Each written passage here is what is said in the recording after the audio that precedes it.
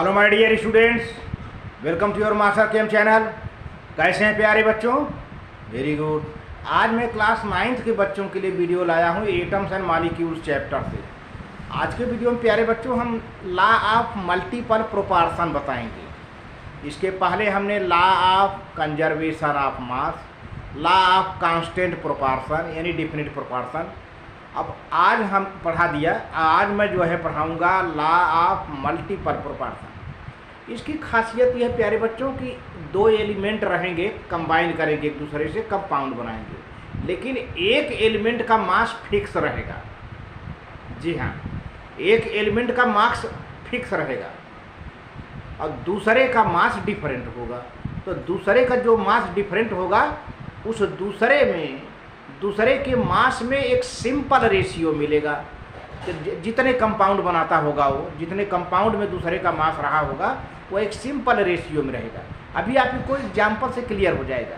देखिए, दो element combine करेंगे और कई तरह के कंपाउंड बनाएंगे, लेकिन कई तरह के कंपाउंड में एक एलिमेंट का मास फिक्स रहेगा, दूसरे वाले एलिमेंट का मास डिफरेंट रहेगा।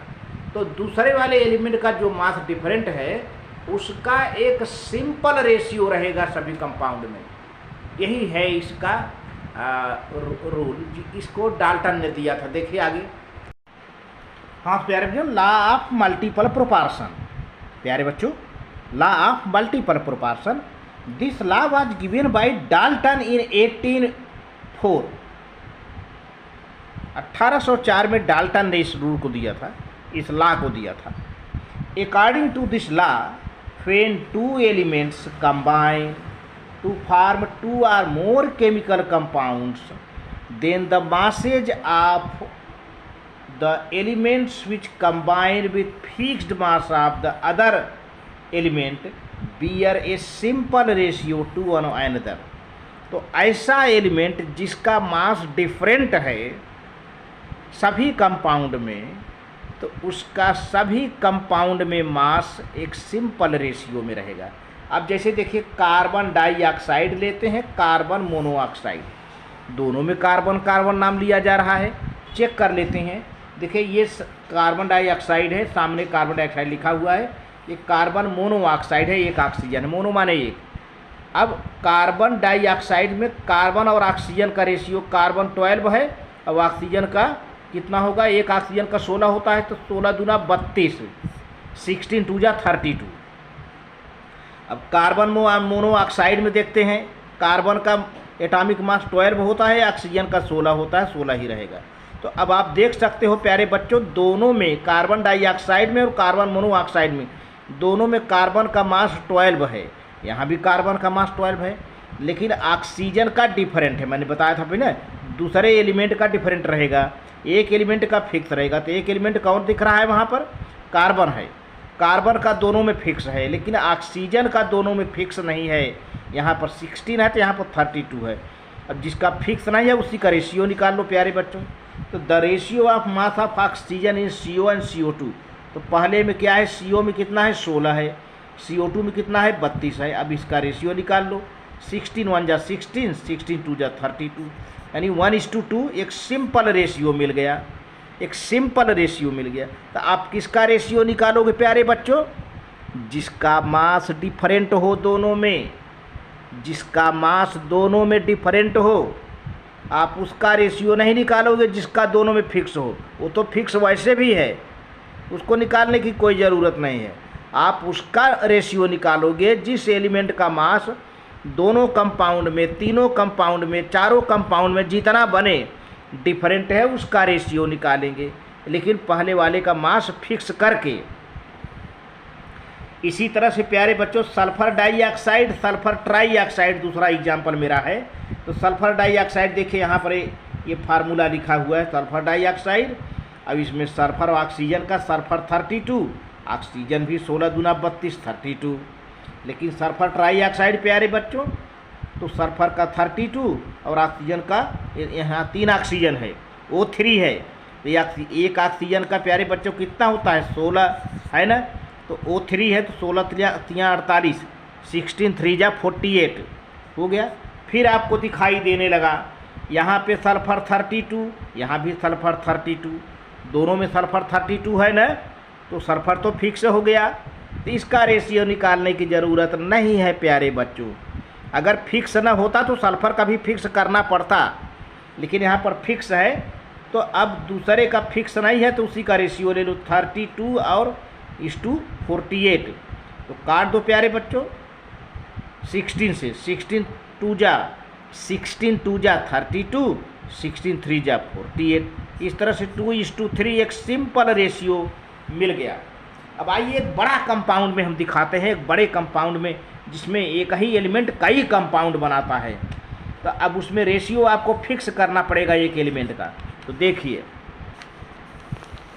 बहुत बढ़िया है, और यही आपके एग्जाम में ज़्यादा पूछा जाता है। नाइट्रोजन का नाइट्रस ऑक्साइड, ये नाइट्रोजन और ऑक्सीजन का कंपाउंड है। इसमें नाइट्रोजन ऑक्सीजन से मिलकर कई कंपाउंड बना लेता है, जैसे nitrous oxide, nitric oxide, nitrogen trioxide, nitrogen tetroxide, nitrogen pentoxide. अब देखिए मैंने एक कॉलम बना लिया है। पहले तो यहाँ पर कंपाउंड का नाम लिखिए, nitrous oxide N2O, nitric oxide NO, nitrogen trioxide N2O3, nitrogen tetroxide N2O4, nitrogen pentoxide N2O5। अब करते क्या है कि नाइट्रोजन का और ऑक्सीजन का अलग अलग हम मास ले लेते हैं। इसमें नाइट्रोजन कितना है N2, तो N2 माने एक नाइट्रोजन का 14 होता है, तो 14 2 जा 28 हो गया। इसमें NO है, एक नाइट्रोजन का 14 होता है, 14 ले लिया। इसमें N2O3 है, तो पहले N2 का लीजिए, 14 2 जा 28, और इसमें N2O4 है, 14 2 जा 28, इसमें N2O5 है, 14 2 जा 28, नाइट्रोजन का ले लिया। अब बचा है ऑक्सीजन। तो अब देखें इस N2O में ऑक्सीजन कितना है, O केवल एक है, एक ऑक्सीजन है, तो 16 हो गया। NO में एक ऑक्सीजन है, तो 16 हो गया। N2O3 में 3 ऑक्सीजन है, तो 16 3 जा 48 हो गया। N2O4 में 4 ऑक्सीजन है, तो 16 4 जा 64 हो गया। N2O5 में 5 ऑक्सीजन है, तो 16 5 जा 80 हो गया, है ना। लेकिन आप देख रहे हो कि यहाँ पर नाइट्रोजन का 28 है, 14 है, फिर 28 है, फिर 28 है, फिर 20। नाइट्रोजन का फिक्स मास नहीं है, तो ऐसा करते हैं कि पहले ऑक्सीजन को लेते हुए नाइट्रोजन का पहले फिक्स कर लेते हैं। तो चलिए, यानी अब अगला column fixed mass of nitrogen, तो काट दीजिए 2 1 जा 2, 2 4 जा 8, तो ये भी काटना पड़ेगा, 2 8 जा 16। तो ratio of oxygen with fixed mass of nitrogen, जब काटेंगे तो दोनों को काटेंगे, है ना। 2 1 जा 2, 2 4 जा 8 नाइट्रोजन का हो गया, 2 8 जा 16 ऑक्सीजन का हो गया। चलिए, तो नाइट्रोजन का 14 आया, ऑक्सीजन का 8 आया। अब ये तो 14 पहले से था, इसको काटने की ज़रूरत नहीं, 14 है और ऑक्सीजन का 16 है, तो ये भी 14 हो गया बराबर। अब इसको भी N2O3 की बात करें, 2 1 जा 2, 2 1 जा 2, 2 4 जा 8, ये भी 14 आ गया, तो 48 ऑक्सीजन का भी कट जाएगा। 2 2 जा 4, 2 4 जा 80, 2 4 जा 8, सॉरी 2 4 जा 8, 2 2 जा 4, 2 4 जा 8, तो 24 ऑक्सीजन आ गया।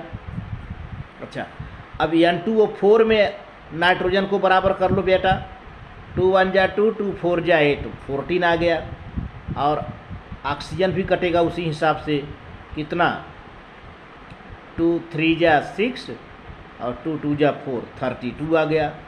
अब यहाँ पे 2 1 जा 2, 2 4 जा 8, नाइट्रोजन 14 आ गया, तो ऑक्सीजन भी कटेगा, 2 4 जा 8। तो आप देख रहे हो ना, पूरा नाइट्रोजन 14 14 14 हो गया है, और नाइट्रोजन को हम काट करके एक बराबर कर दिए।